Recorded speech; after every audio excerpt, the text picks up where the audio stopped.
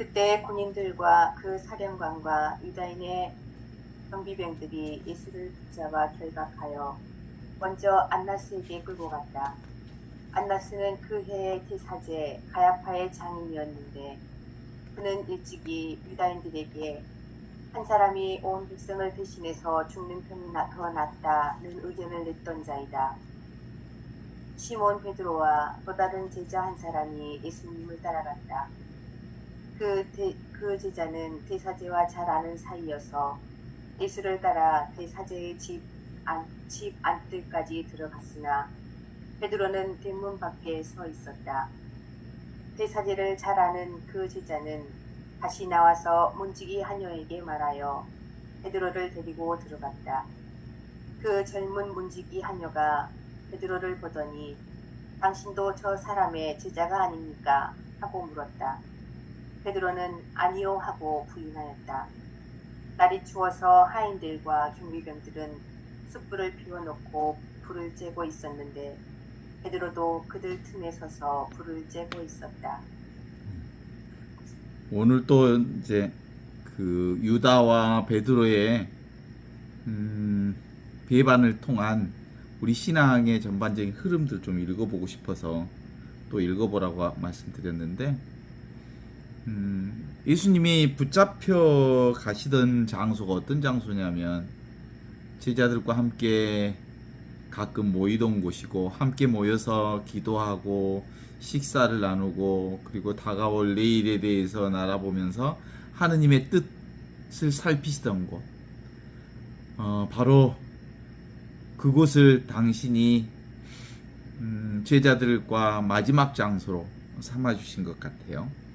그러니까 유다도 사실은 예수님을 이렇게 팔아넘기는 마지막 장소를 늘 함께 있던 그 장소를 택하게 됐는데, 이거 읽으면서 해월 최시영 선생도 사실은 제자들의 밀고에 의해서 이렇게 붙잡히게 되는 과정들이 있는데, 해월 최시영 선생도 바로 늘 제자들과 함께 있던 그 자리에 있다가 제자의 밀고에 의해서 붙잡혀서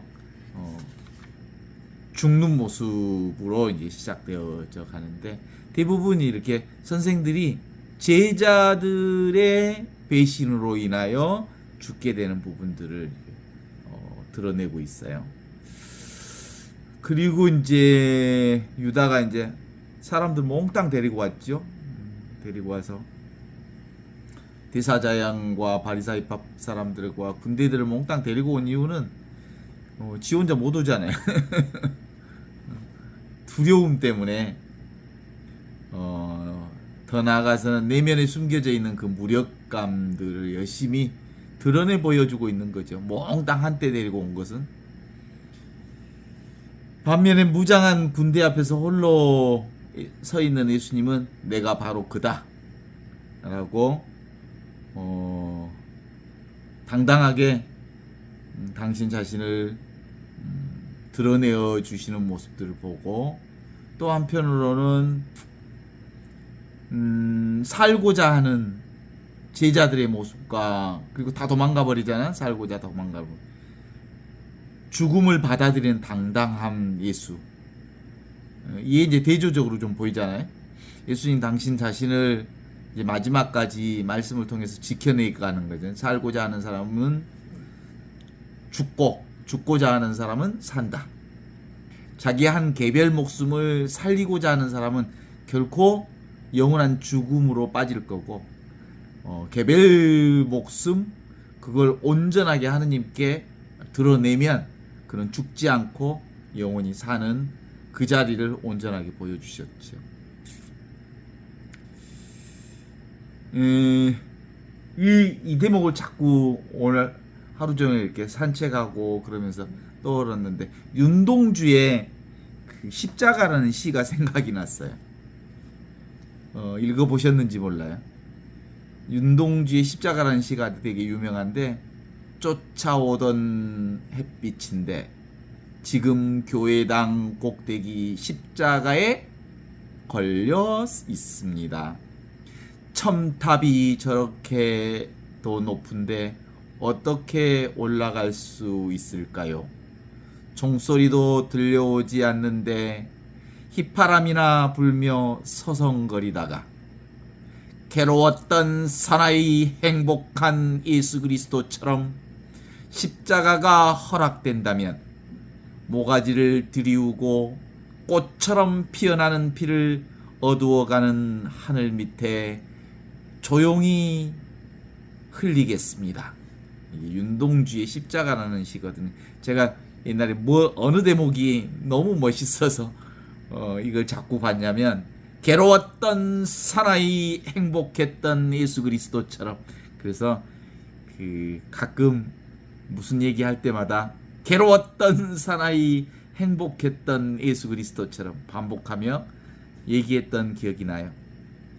분명히 십자가는 괴롭지만 그 십자가를 통해서 하느님의 뜻을 받드는 예수 그리스도는 하느님의 영광을 드리워내는 순간이었기에 인간적으로는 괴롭지만 그 개별 에고를 내려놓음으로써 온전히 하느님의 영광을 드러내는 행복했던 사나이 예수 그리스도처럼 그게 나의 운명이 됐으면 좋겠다라는 바람으로 늘 습관적으로 행복했던 괴로웠던 사나이 예수 그리스도처럼 나도 그렇게 십자가가 허락된다면 그렇게 걷겠습니다. 말이지 내가 그렇게 건 건 아니지. 말은 다 잘해. 예수님도 얼마나 베드로도 얼마나 말을 잘한 줄 알아? 나는 예수님께서 언젠가 그런 얘기를 한 적이 있어. 베드로에게. 성경들을 여러 번 읽었으니까 다 기억날 거예요. 당신이 십자가를 지어야 한다는 얘기를 나는 십자가를 죽고 부활할 거다. 난 이제 곧 죽게 될 거다 라고 얘기하니까 베드로가 안 됩니다. 절대 안 됩니다. 어떻게 우리들을 남겨놓고 돌아가실 수 있습니까? 그랬더니 예수님께서 하셨던 기억이 나요. 사탄아 물러가라. 너는 하느님의 일은 고려하지 않고 사람의 일만 생각하는구나. 이런 얘기를 하셨던 기억이 나요. 근본적으로 인간적인 생각이란 근본적으로 사탄하고 이 콜이라는 말로 쓴 거예요. 인간의 생각, 그건 사탄이다. 생각으로 그 어떤 말을 한다 해도 그 생각은 사실이 아니다. 진짜 사실과 진실은 눈앞에 이것, 지금 이 순간의 나 외에는 생각이라고 하는 것은 그가 어떤 장담을 하든 그건 그냥 그의 생각일 뿐. 오히려 그 생각이, 그 장담이 결국은 예수님을 3번이나 배반하게 하는 흐름들로 가지고 온 것은 아닌가 싶어요. 그 지점이 이제 우리가 쭉 보아야 할 부분인데, 베드로의 신앙이라고 하는 게 이 인간적 신앙, 그리고 인간적인 생각, 이것이 앞섰다는 거예요. 늘 인간적인 생각이 앞섰기 때문에 실제로 위기 상황에 자기를 있는 그대로 당당하게 나설 수 없었던 부분들, 이 순간에 나에 놓쳐버리게 되는 거거든요.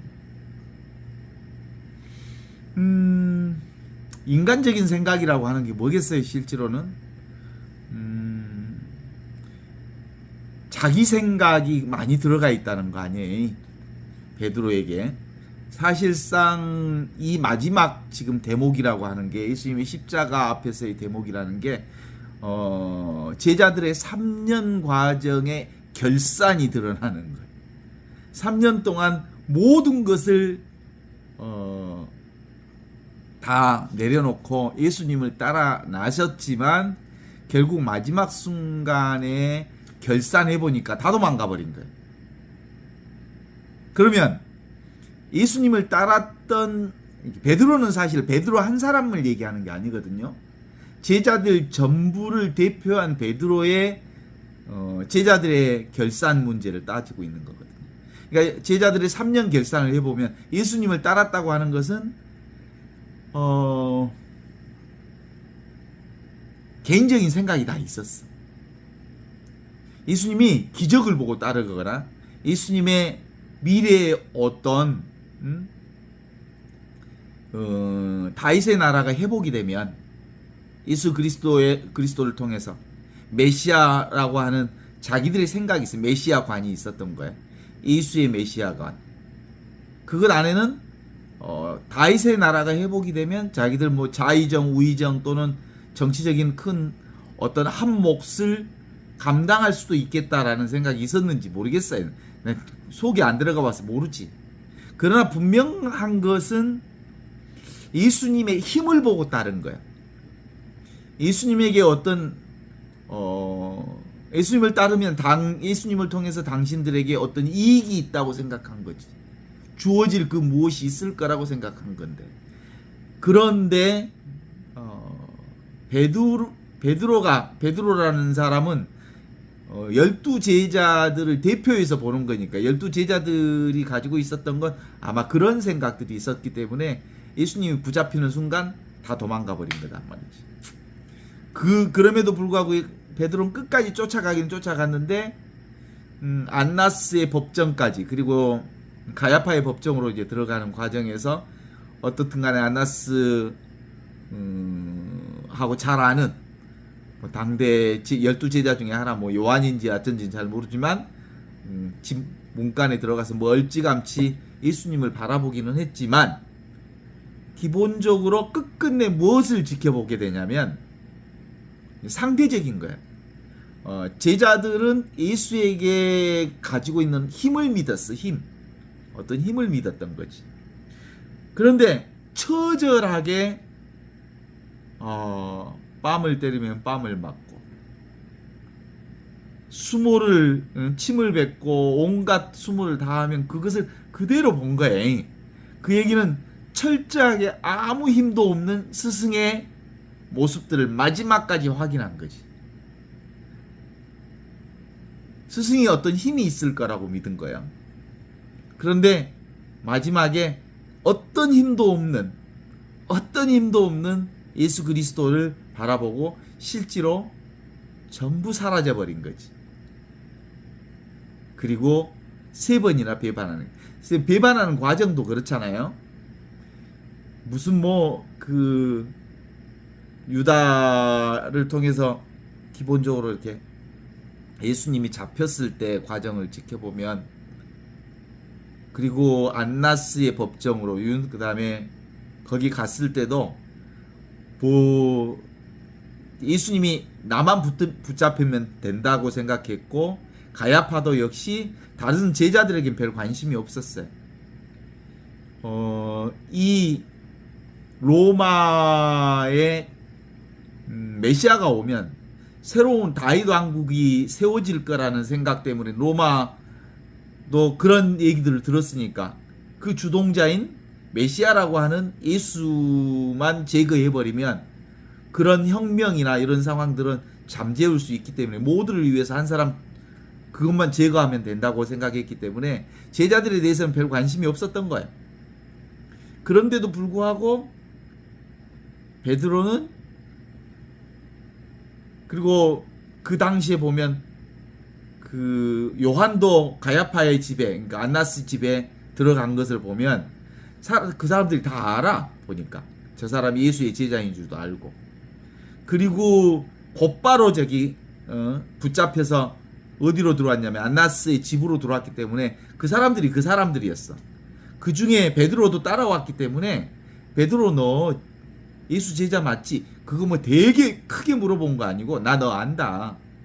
그러면 그냥 뭐 크게 위험이 없어. 그런데도 불구하고 사실상 아주 크게 나는 아니요 라고 말하는 것은 이 요한복음에서 어떤 대꾸를 쓰는 거예요. 예수는 나는 그다 라고 말하는 거하고 나는 그가 아니다 라고 말하는 어떤 대꾸를 만들어내기 위해서 요한복음이 이런 얘기 설정을 한 거 아닌가 하는 생각이 들거든요. 그런 얘기는 근본적으로 우리 인간은 실제로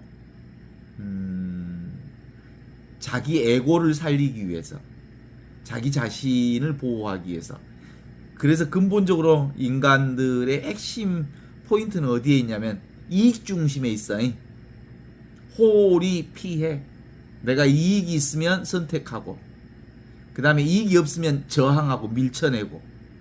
그래서 인간들의 개별적 행동의 기준점이 있다면 에고에게 이익이 되면 붙잡고, 에고가 싫으면 밀쳐내는 방식, 내가 좋으면 땡기고 내가 싫으면 밀어내는 방식이 인간의 방식이라면, 예수님은 그런 이익을 중심으로 해서 무엇을 선택하시는 분이 아니잖아요. 눈앞에 이거, 그게 눈앞에 이게 뭐예요?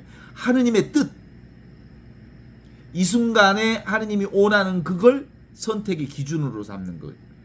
사람들은 이익을 자기 기준점으로 삼는다면 눈앞에 이 순간을 살아가는, 이 순간의 나를 살아가는 예수님은 하느님의 뜻을 당신의 기준점으로 살아가는 거거든요. 그래서 이제 우리 중에 물이라고 하는 게 이제 최고의 지혜라고, 상선, 최고의 상선은 약수, 물과 같다 그랬잖아요. 자기 에고가 없기 때문에 그 조건과 상황에 자신을 온전히 봉헌하고 맡기는 게 물의 모습이잖아요. 자기 에고가 따로 없어. 원하는 대로, 흐름대로, 조건 따라서 자기를 드러내는 것. 이것이 그 상선약수의 얘기처럼 예수님은 그 순간에 하느님께서 원하시는 것들을 응답하고 받아들이고 수용하는 모습으로 간다면, 인간들의 대부분의 행위 목적은 지가 좋아하는 것 끌어당기고 지가 싫어하는 것 밀쳐내는 거잖아. 그래서 이제 유교에서도 보통 군자는 뭐라고 해? 호선호와, 선을 좋아하고 악을 싫어한다고 그래.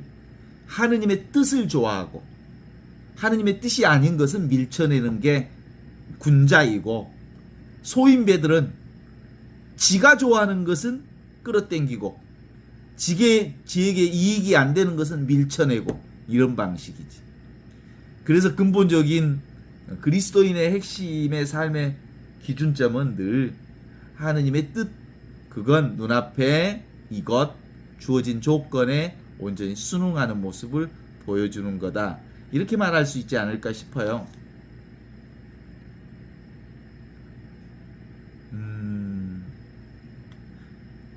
그래서 베드로의 그 칼 쓰는 모습도 이제 나타나잖아요. 칼로 십자가를 막을 수 있을까? 예수님을 체포해서 데리고 간다고 할 때 칼로 막아보려고 하잖아요. 말코스의 길을 자르면서. 그 칼로는 도무지 하느님의 성스러운 뜻을 지켜낼 수 없습니다. 사람이 칼로 할 수 있는 일이라 뭐나 할 수 있을까? 칼로, 진짜로 칼로 할 수 있는 일은 부엌에서 요리할 때 무 자르는 일이나 요리할 때 쓰는 일로 할 수 있지. 그렇게 해서 사람을 살려내는 일을 하잖아요. 부엌에 어머니들이 쓰는 칼이야말로 생명을 살리는 칼들이지. 그래요.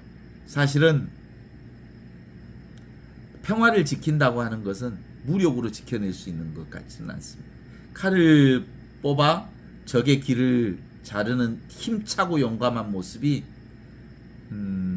스승을 3번이나 부인하는 나약하고 비굴한 모습으로 곧장 이어지는 까닭은 그의 인간적인 생각이, 인간적인 신앙이, 생각이 앞서는 신앙이 베드로의 전형적인 모습이다, 이렇게 볼 수 있죠. 예수님은 결코 칼을 뽑았지만 예수님은 결코 그 칼을 쓰지 못하도록 하시죠. 칼집에 도로 꽂아라. 아직도 그 뜻을 몰라, 베드로는. 그것도 그러니까 근본적으로 때가 있는 모양이에요. 인간적인 믿음이 성령의 믿음으로 바꾸어지는 때가 있는 것 같아요. 그래서 실제로 예수님의 논리와 또 가야파의 논리가 또 다르다는 것을 확인해 볼 수가 있는데, 가야파의 말과 예수님의 말을 다르게 볼 수 있는 것들이 있어요. 가야파는 너희에게 유익하느냐에 대해서 너 한 사람이 죽으면 모두에게 유익하다. 그래서 예수를 죽인다라고 하는 논리죠. 그러니까 꼭 그 가야파의 논리만 그런 게 아니에요.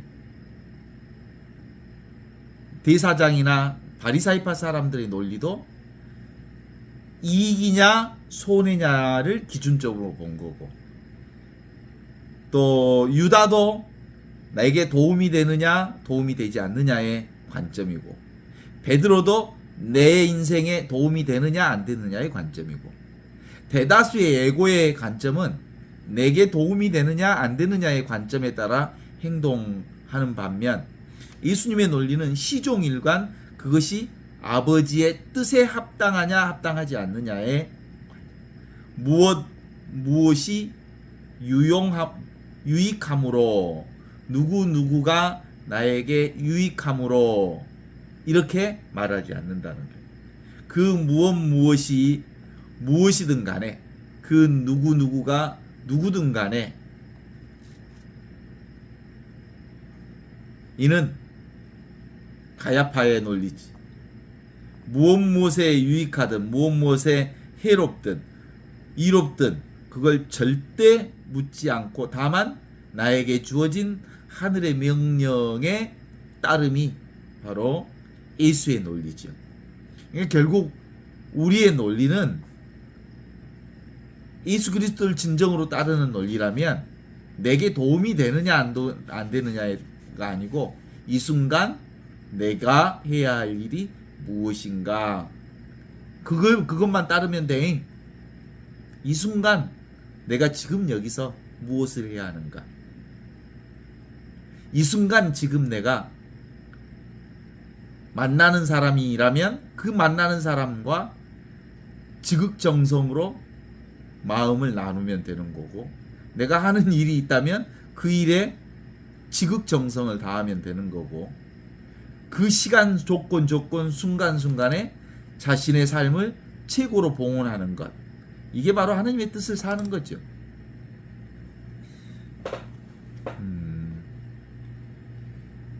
그 다음에 이제 시몬 베드로와 또 다른 제자가 예수를 따르니, 이 제자는 대사제장과 아는 사람이라 하여 예수님과 함께 대사장의 집들에 들어가고, 베드로는 문 밖에 서 있었다가 대사장과 아는 다른 제자가 나가는 문 지키는 여자에게 말하여 베드로를 데리고 들어갔다고 말하는 이 부분에서 보면, 보통 이제 저자들은 그 마르코 복음에서도 그렇지만,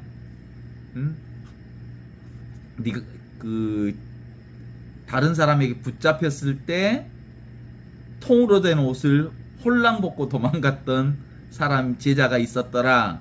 그건 마르코 복음에 나온 것이기 때문에 아마 마르코가 아닌가라고 얘기한 것처럼, 이 요한 복음에도 시몬 베드로와 또 다른 제자가 예수를 따르니, 이 또 다른 제자가 누구냐 하면 아마 요한이 아닐까. 왜냐하면 자기 이름을 표기하지 않은 것으로 본다면, 근데 그게 굳이 뭐 그가 요한인지 아닌지 그건 별로 중요한 것 같지는 않고, 거기서 이제 얘기하는 건 그렇죠. 당신도 그의 제자가 맞지요 라고 아주 가볍게 물었음에도 불구하고 아주 과민 반응으로 나는 아니요 이렇게 얘기하는 부분, 이게 사실은 인간들의 모습들을 그대로 드러내고 있는 거죠. 당신도 저 사람의 제자가 아니요? 아니요! 동시에, 물음과 동시에 아니요! 라고 대답하는 모습. 틈이 없어.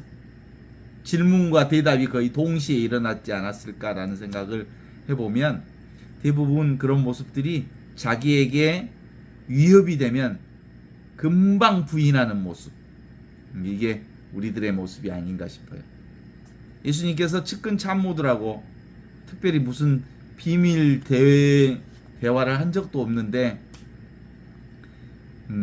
예수님은 제자들과 그의 제자들에 관해서 무슨 짓을 했느냐라고 묻는 모습에 나는 드러놓고 세상에 모든 것을 다 말하고 얘기했다. 모든 유대인들이 모이는 회당과 성전에서 항상 가르쳤고 또 은밀하게 따로 가르친 적이 한 번도 없다.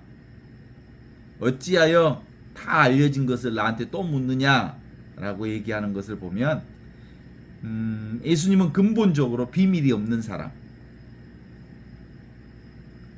또 예수님에 관하여 그가 한 일에 관하여 신문하는 것 자체가 우스울 정도로 모든 사람들에게 온전하게 밝히 드러난 사람, 그래서 더 이상 대답할 가치도 없는 사람 이라고 생각하고 당당하게 내가 바로 그다, 나는 온전히 있는 그대로 다 가르쳤다, 네가 너희들이 아는 그것이 전부다, 이렇게 얘기할 때 그 예수님의 뺨을 때리는 모습들을 이렇게 보게 되잖아요.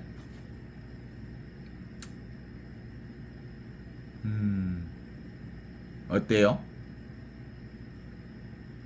예수님이 뺨을 때릴 때 베드로나 제자들의 입장에서 보면 예수님은 대단히 초라한 모습으로 아무 힘도 없는 모습을 그대로 드러내고 있는 거고, 사실은 권력자들에게는 당당함 자체가 눈에 거슬리는 모습이 되었을 터인데 말이죠. 그건 근본적으로 한순간에 일어나는 일이잖아요.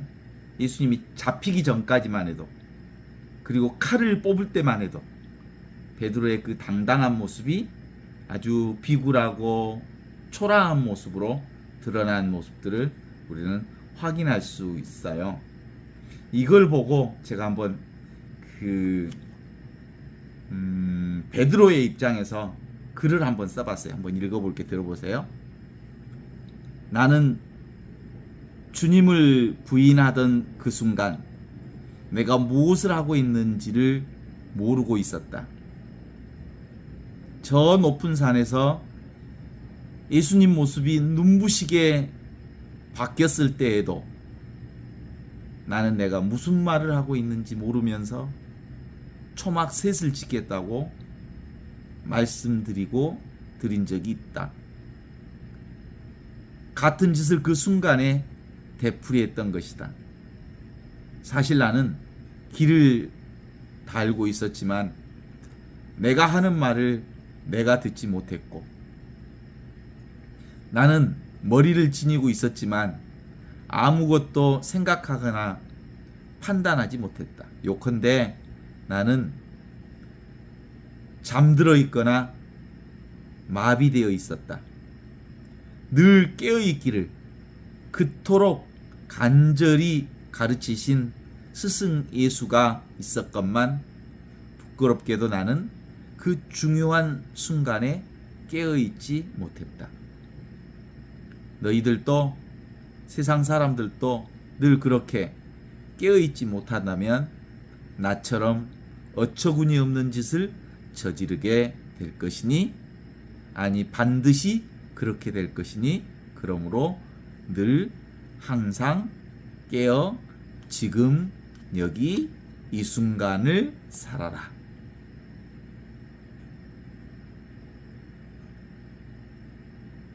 그럼 얼마나 고마운 배려인지 몰라요. 스승 예수님은 나로 하여금 새벽닭 울음소리를 듣게 하셨고, 닭은 드디어 울었고, 베드로의 어두운 밤은 끝나게 된 거죠. 문득 베드로가 정신이 들었을 땐 잠에서 깨어났고 베드로가 무슨 짓을 했는지 뒤늦게나마 깨닫게 되었던 거죠.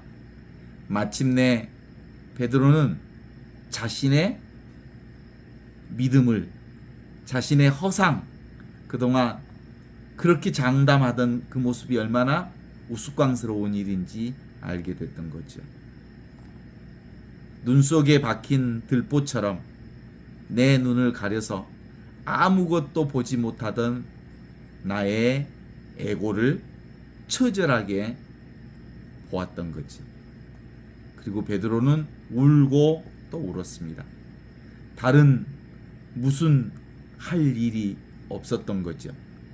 뜨거운 눈물과 함께 눈 속에 들어있던 들보가 녹아나기 시작하면서 펑펑 눈물을 흘리기 시작했던 거지.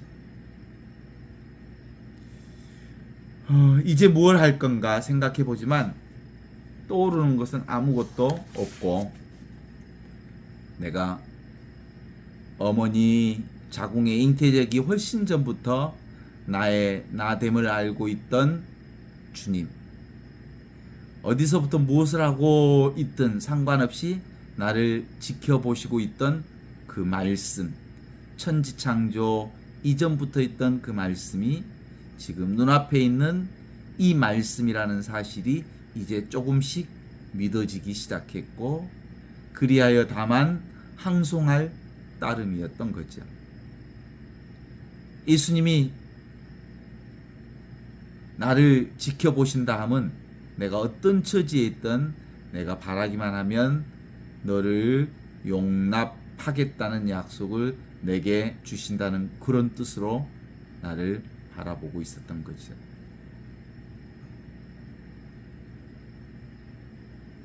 나의 수치스러운 밤, 그것 두려워하지 말라고 말하는 것 같습니다. 귀를 기울여 반드시 나를 위해 마련해 둔 나의 그 수치스러움, 있는 그대로의 나를 온통 바라볼 용기가 있을 때 비로소 새롭게 나 자신을 내려놓고 온전히 원래부터 있던 하느님의 생명을 받아들일 하느님의 성령의 움직임이 시작되는 밤인 거거든요. 물론 그렇다고 해서 곧장 일어나는 스승에 대한 나의 부인을 다시 부인하러 그들 앞에 나서지는 못하지만, 나는 오히려 더욱 움츠러들었고 스승의 임종을 멀지 바라보면 용기도 내지 못했던 그 상황에서 이미 먼동은 텄고 시간이 흐르면 흐를수록 나에게 새 아침은 밝아왔던 거지. 그 뒤로 나에게 무슨 일이 일어났는지 살펴보면 이 글을 읽은 뒤에 우리는 대강 베드로의 상황을 인정할 수 있습니다. 베드로의 상황과 사실상 예수님의 상황은 같습니다. 예수님이 죽었을 때 베드로도 이미 죽었습니다. 그리고 예수님이 십자가에서 부활할 때 동시에 베드로도 함께 부활한 거죠. 어떻든 간에 우리는 우리의 삶 전반에서 깨어나는 일들은 이렇듯 나의 에고를 철저히 내려놓는 일하고, 예수님의 관점에서 보면 에고를 내려놓는 일하고, 우리의 관점에서 보면 나의 수치스러운 이 에고를 있는 그대로 보는 일은 같은 점에서 똑같다고 볼 수 있지. 그것을 깨달아 나의 삶의 무상함을 정확하게 들여다본 사람만이 다시 하느님의 생명으로 다시 시작할 수 있는 힘이 생기는 거지. 이것을 깨달음이라고 해요. 이미 있는 하느님의 생명을 지금 여기서 깨닫는 거죠. 그렇지만 한번 깨달았다고 해서 완벽하게 그걸 살 수 있는 건 아니죠. 왜냐하면 오랫동안 우리가 생각으로 살아왔던 습성들이 온전히 내 안에서 조복되기란 꽤 많은 시간들이 필요하다는 건 압니다. 그래도 괜찮습니다. 사실은 내가 이미 어리석고 수치스러운 에고를 실제로 이 하느님 안에서 알고 있기에 수치스러운 그대로 우리는 깨어있는 그대로라고 똑같습니다. 어느 단계에 되면 더 이상 우리는 배울 것을 배움을 마친 더 이상 배울 것이 없는 성령의 사람이 될 수 있을 거예요. 그러나 살아가는 과정에는 하느님의 도움, 성령의 도움 없이는 도무지 하느님의 사람으로 살아간다는 건 불가능하지요. 이제 진정으로 그리스도인답게 사는 유일한 방법은 뭐겠어요? 하느님의 생명으로 사는 것. 이 순간의 나로 사는 것이 나의 본업이고 그게 본업이죠. 늘 이것밖에 없으니까. 이 순간의 나밖에 없으니까. 이 순간의 나로 사는 게 본업이고 거기서 주어지는 이러저러한 일은 사실상 부업인 거죠. 내가 본업에 충실하면 이 순간의 나로 충실하면 모든 일들은 뒤따라오는 일은 하느님께서 나를 통해서 온전히 이루어 주실 것을 믿는 거죠. 그래서 하느님 나라는 늘 처음부터 따로 있지 않기 때문에 선택할 이유가 별로 없습니다. 그래서 전부 다 하느님의 생명으로 살면서 아무것도 아닌 이 생명을 전부의 생명으로 알고 모두의 생명으로 알면서 지금 여기를 사는 거죠. 그래서 nothing이면서 everything, 그것이 something으로서 나를 사는 거예요. 어떤 나는 아무것도 아니지만 또 한편으로 모든 것을 경험하고 있는 내가 동시에 살아가는 이거거든요. 찰나찰나 이것뿐이구나 라는 생각들이 우리를 살게 합니다. 이제는 죽어도 좋다 라는 자신감이 생길 때 그때를 조심해야 되는 거예요. 옛날 어른들이 그랬어요. 이제는 내 에고가 많이 조복되고 하느님의 뜻대로 이 순간에 나를 살 수 있게 되겠다라는 생각이 드는 순간 섰다 할 때 넘어질까를 조심하라 그랬죠. 그래요. 사실은 우리는 죽는 날까지 사실은 깨어있지 않으면 베드로처럼 장담했다가 코가 깨지는 게 수없이 있을 수밖에 없어요. 아무것도 없는 이것, 천지창조 이전부터 아무것도 아닌 이것, 말씀, 로고스, 그것이 지금 눈앞에 아무것도 아닌 이것, 말씀, 로고스를 지금 여기서 살아있는 거예요. 말씀이 내가 되어 지금 여기를 살고 있는 거죠. 그래서 근본적으로 우리의 삶은 실체가 없어요. 실체 없어. 그런데 이 실체 없는 이 무상함을 우리가 붙들게 되면 금방 실패하지요. 그래서 내가 사실상 천지창조 이전부터 있었던 아무것도 아닌 이것, 말씀, 로고스로부터 모든 것이 나왔다고 하는 사실을 믿는다면 지금 눈앞에 이루어지는 모든 것들은 사실 있는 것처럼 보이지만 다 지나갈 것들이고 지나가지 않는 유일한 것은 지금 여기 이 순간에 나만 영원한 나를 사는 거라고 하는 이걸 보는 거죠. 이걸 근본적으로 일상생활하면서 증언하는 것, 이게 부활신앙을 사는 거라고 볼 수 있을 거예요. 근데 이게 잘 안 되면 생각으로 살게 되면 근본적으로 생각은 어떤 느낌을 만들어내는데 그 느낌은 또 다른 생각을 만들어내거든요. 이 느낌과 생각은 끊임없이 우리 안에서 에고를 확장시키는 힘을 가지게 되는데 이 에고에 휘둘리다 보면 근본적인 큰 고통을 고뇌를 맞게 될 수밖에 없는 거거든요. 생각은 보통 이성적 생각은 그것이 어느 순간에 지나면 무기력해지고 그 무기력해진 것이 결국 또 다른 생각을 불러일으키면서 광기를 만들어내거든요. 이 생각과 감정은 끊임없이 우리의 욕망 앞에 무너지게 돼 있어요. 그래서 얼마나 허망한지 몰라요. 생각은 욕망을 키우고 그 욕망은 또 다른 생각을 키워내는데 그 사실은 진짜가 아니에요. 늘 우리가 모두 다 이 생각과 감정의 확대 재생산을 통해서 욕망은 만들어지지만 그건 끊임없이 우리를 속이는 일들이거든요.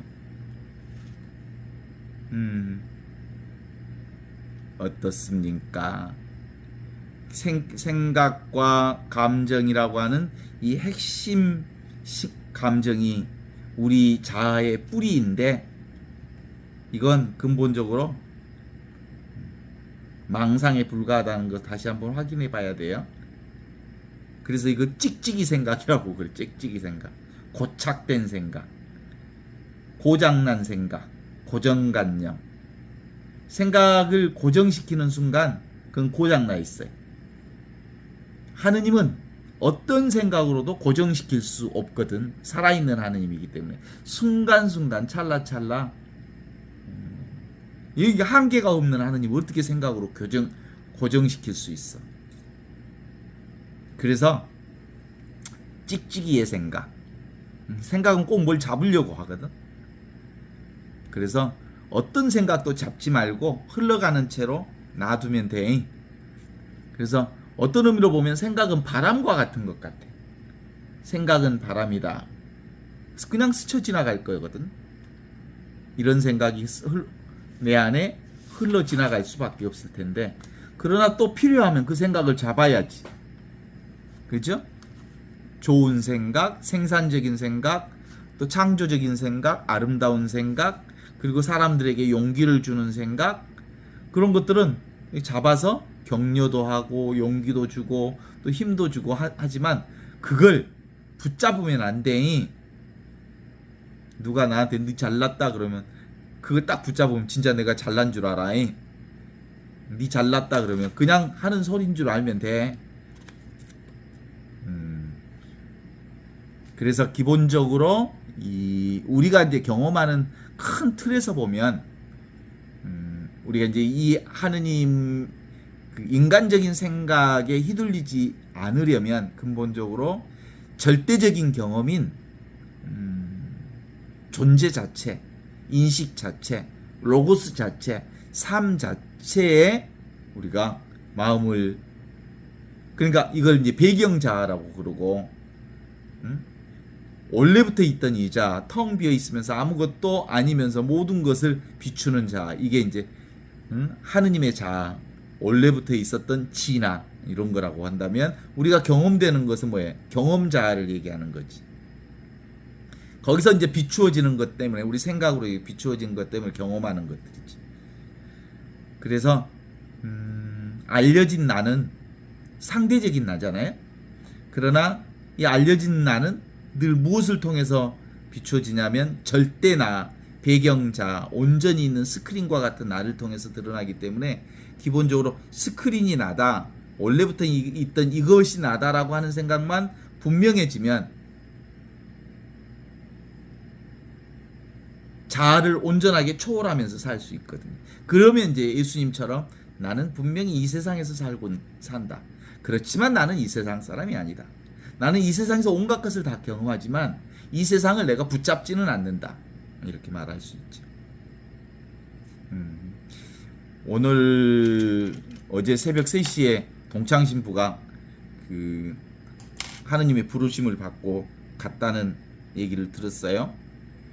그런데 요즘에 이제 이런 인간의 육신이라고 하는 것은 오고 가는 것이라는 부분들 때문에 과거의 추억들이 기억들이 드러나기는 하지만 하루 종일 그것 가지고 옛날 같으면 친하게 지냈던 동창신부가 간 뒤로 나를 이렇게 생각으로 미뤄지는 생각 때문에 시간을 보냈겠지만 요즘 보니까 아주 당연하게 온 생명은 가는 것으로.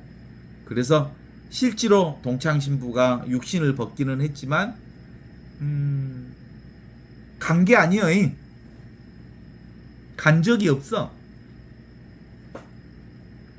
지금 내 눈앞에 있고 나와 함께 있고 나랑 같이 있는 그 동창신부의 영혼을 같이 만나고 있거든. 그런데 예전 같으면 그게 되게 많이 슬프고 그럴 것 같아.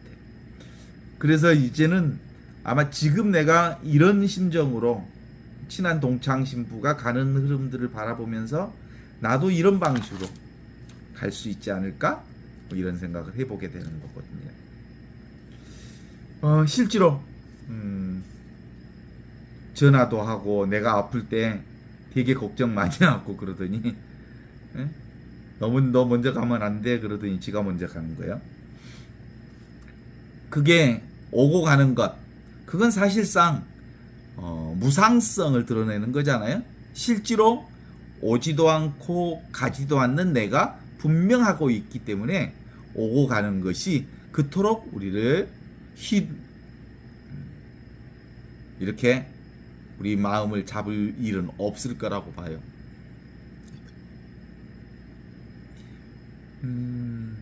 도고마성이라는 말이 있잖아요.